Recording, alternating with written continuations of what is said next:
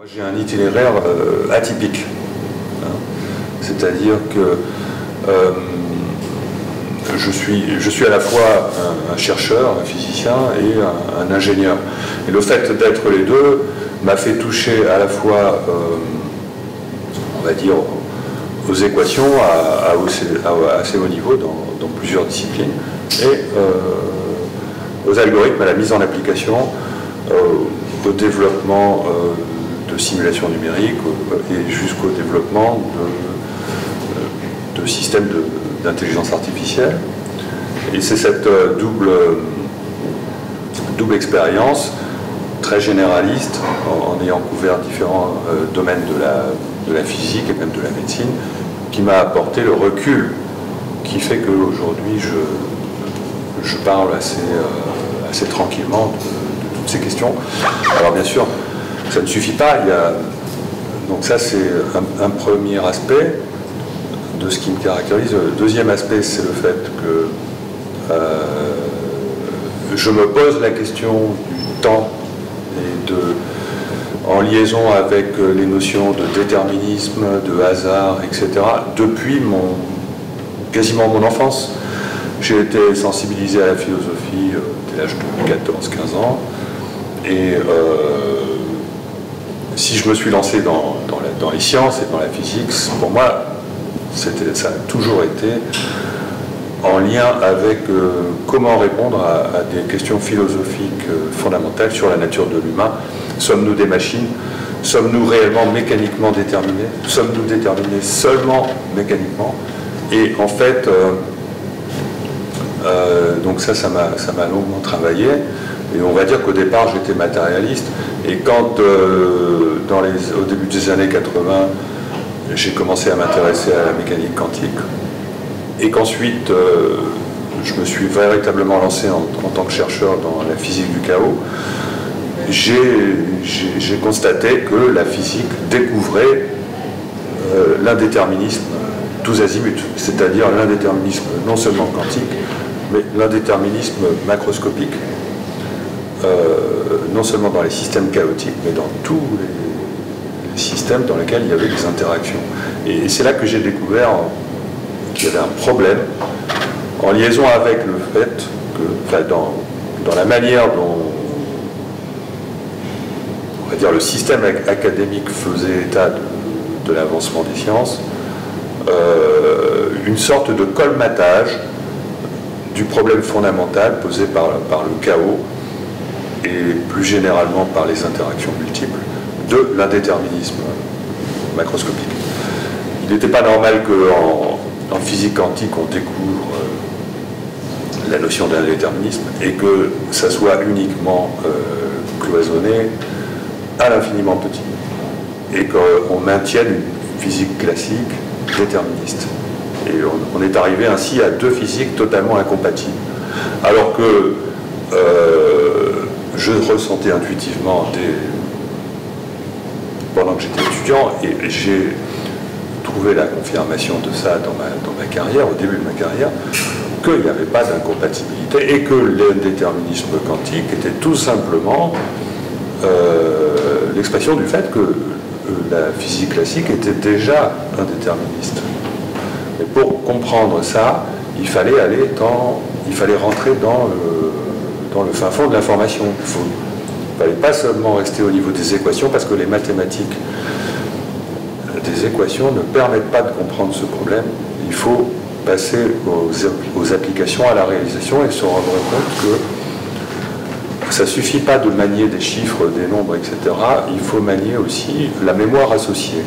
Hein, c'est-à-dire que lorsqu'on fait des opérations, lorsqu'on fait des calculs, on oublie trop souvent qu'on travaille avec de la mémoire et que si on multiplie par exemple deux nombres à 8 bits, hein, par exemple, compris chacun entre 0 et 256, hein, on va fabriquer un nombre à 16 bits. Et si on met ce nombre à 16 bits dans seulement 8 bits, on perd de l'information.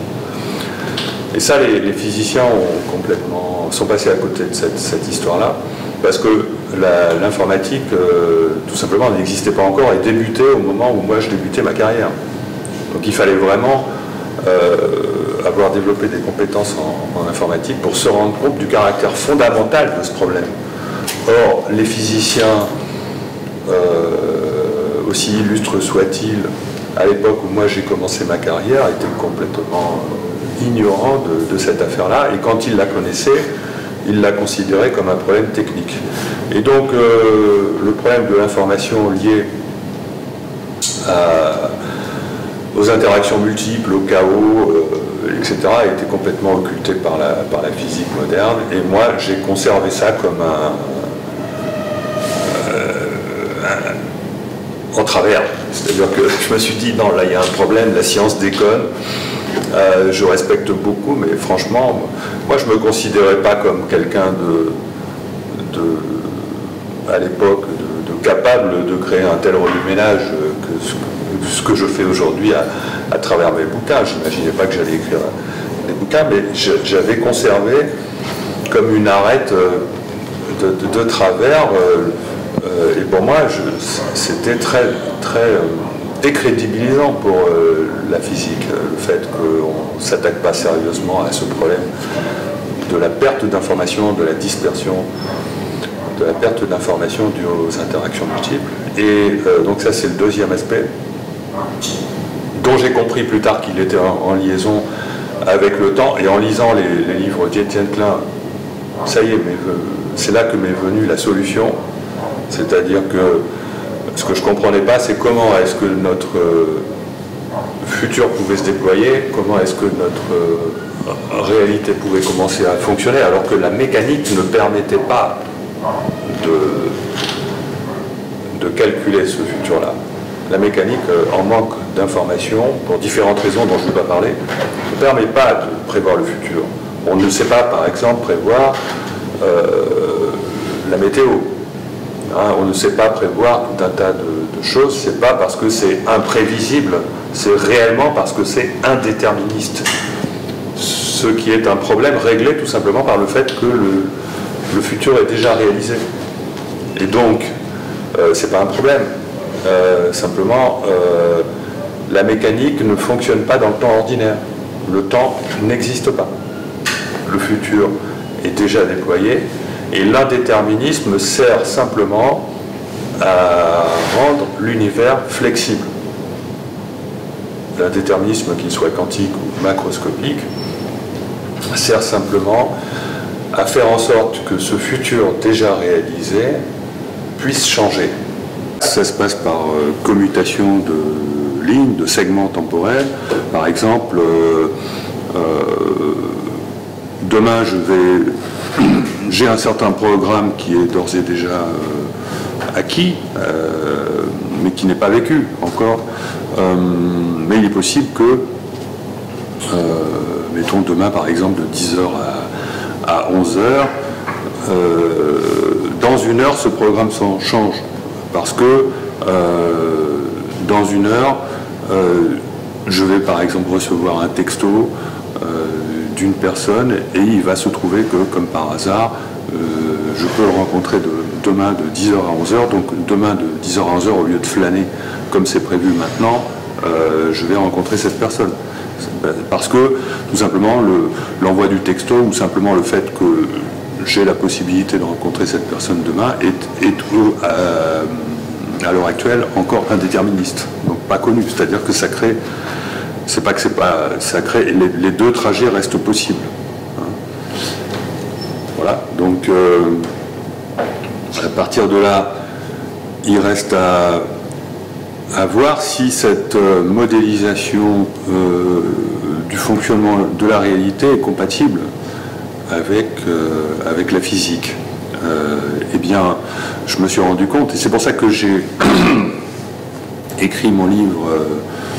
On va dire dans les années 2005, 2006, oui, à partir de 2006, c'est parce que depuis 30 ou 40 ans, tous les 10 ans, il apparaît une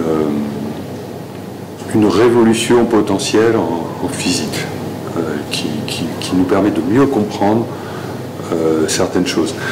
C'est-à-dire que par exemple dans les années 80, la révolution c'était donc la découverte via l'expérience EPR d'un aspect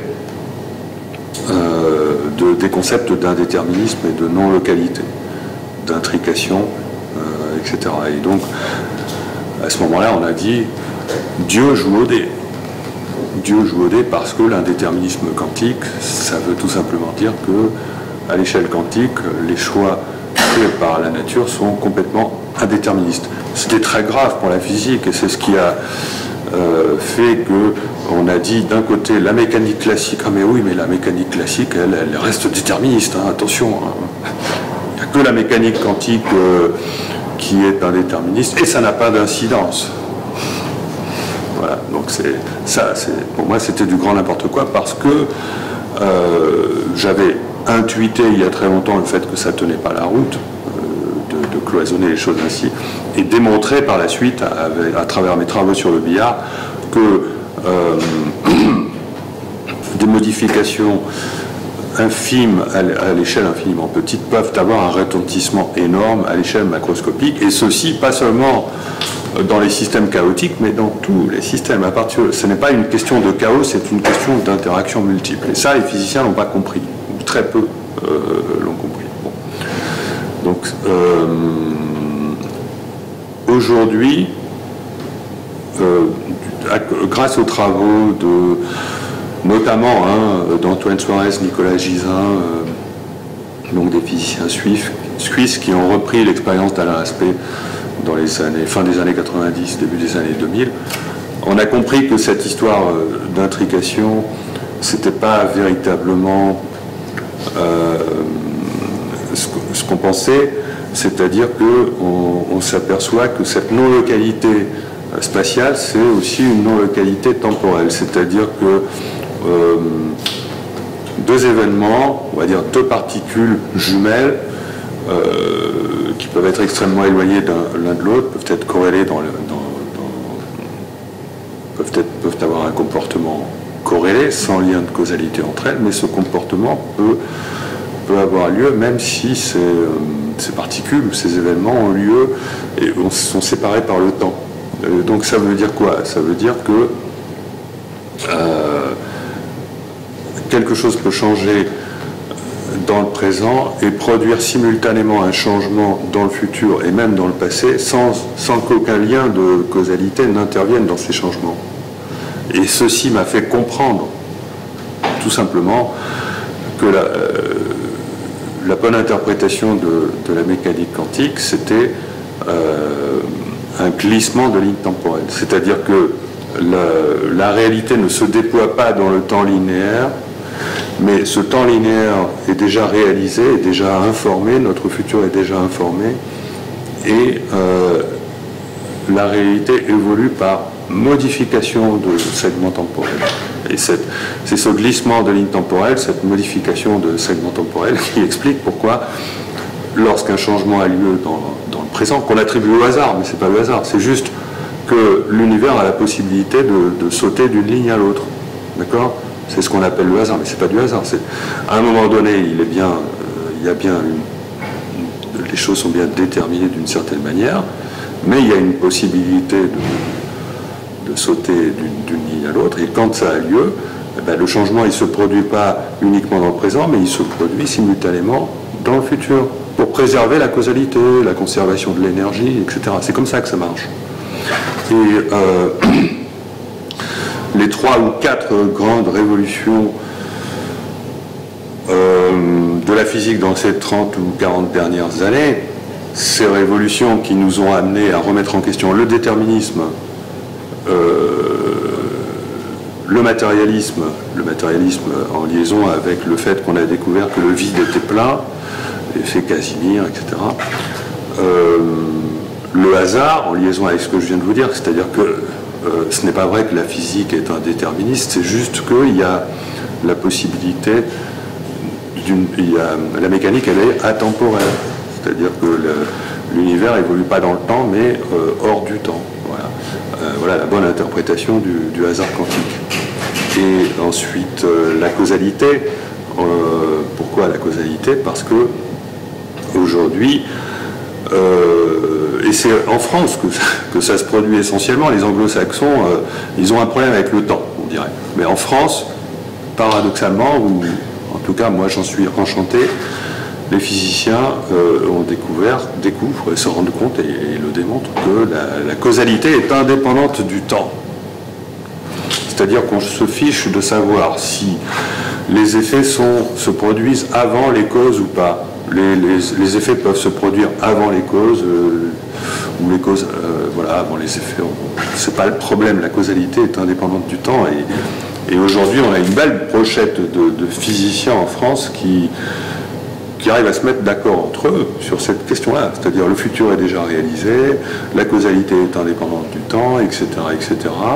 Donc comment est-ce que l'univers fait pour évoluer par commutation, glissement de ligne temporelle? Ça se fait sous l'égide de la conscience qui agit comme une deuxième couche d'information de densité très inférieure, ce qui correspond à l'information quantique. Et donc, je propose un modèle à 9 centres de la conscience. Pourquoi? Parce que la conscience, je la considère comme étant liée à l'espace. On peut décrire la conscience comme un objet physique, enfin, non, on devrait plutôt dire non physique, car immatériel, à 3 dimensions. Et on peut décrire notre espace-temps global, c'est-à-dire notre réalité plus son vide, qui est plein d'informations, comme ayant 10 dimensions, car il faut en rajouter 6 pour décrire le vide. Et donc, je propose un modèle à 9 dimensions, c'est-à-dire 3 fois 3 dimensions de la conscience dans chaque couche, avec une dimension supplémentaire qui est celle du temps et qui correspond à la réduction d'état en mécanique quantique, c'est-à-dire la manifestation.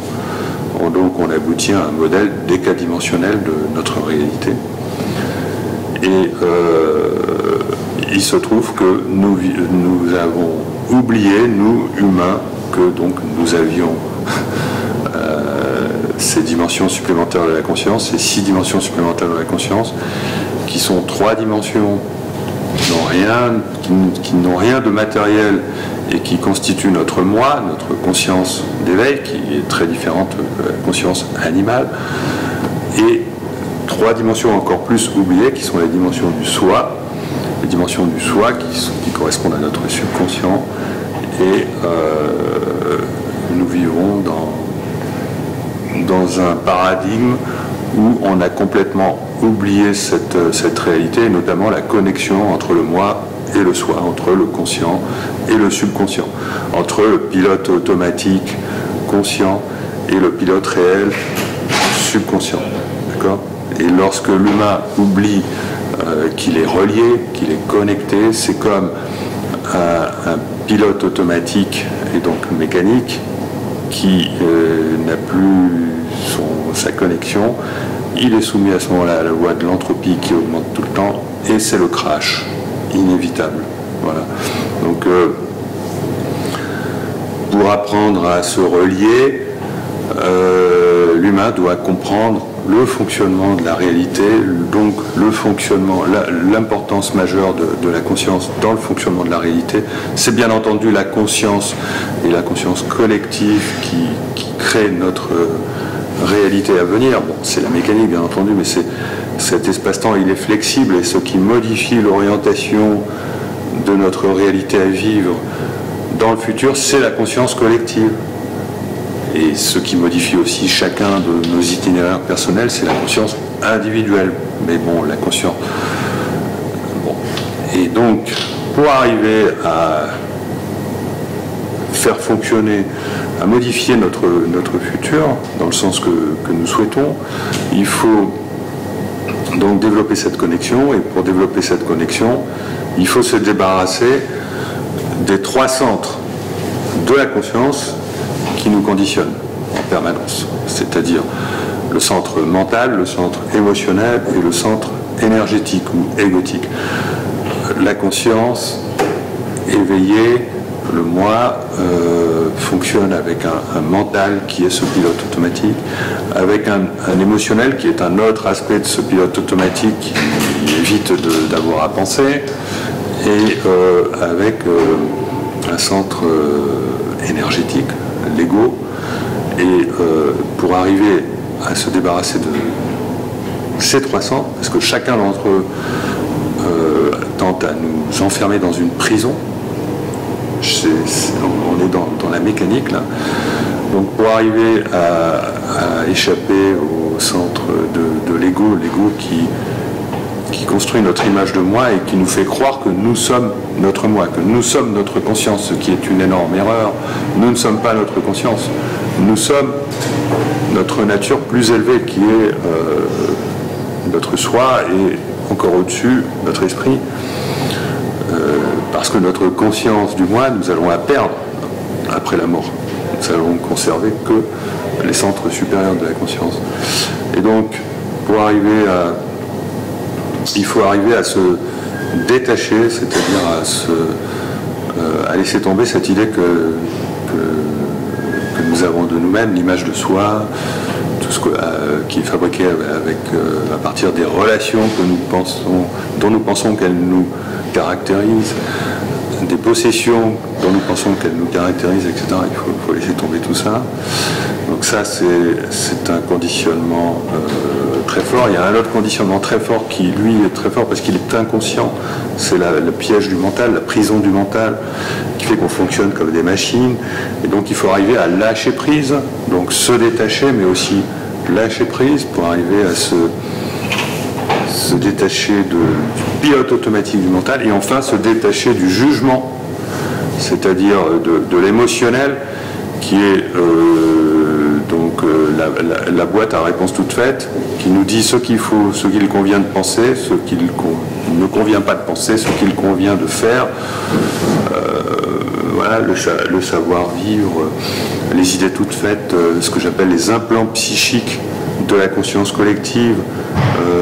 Ceci est pas bon, ceci est mauvais, ceci est bon, tu n'as pas le droit de penser ça, ceci est interdit, enfin, etc. Et donc il faut arriver à se débarrasser de tout ça, et ça, c'est par la confiance en soi. Donc 3 conditionnements. Le conditionnement émotionnel, donc se libérer du centre émotionnel implique de développer la confiance en soi. Le centre de l'ego, donc se libérer du centre de l'ego implique de développer le détachement. Et le centre mental, et s'en libérer implique de développer le lâcher-prise. Lâcher-prise, confiance en soi et détachement, en fait, c'est 3 efforts à faire. Il n'y a pas de magie là-dedans. C'est de la discipline, de l'effort. On peut suivre des conseils extérieurs, etc. Toute méthode, que ce soit la méditation, etc., qui permet de le faire, va permettre effectivement de sortir de ces 3 centres prisons qui ont tendance à fonctionner comme des machines et à nous enfermer dans un système. Et une fois qu'on a réussi à sortir de ces 3 prisons, on ne fonctionne plus comme une machine et donc on est automatiquement connecté au soi. Et on est connecté au soi par l'intermédiaire de l'une au moins des 3 connexions au soi qui correspondent justement aux 3 centres, puisqu'il y a 3 centres supérieurs du soi, donc le mental supérieur dont la connexion correspond à l'intuition, l'émotionnel supérieur dont la connexion correspond à la foi et le soi supérieur, enfin, l'ego supérieur, enfin, dont la connexion correspond à la joie ou l'amour, enfin, la totale, on va dire, puisque là c'est vraiment une connexion consciente.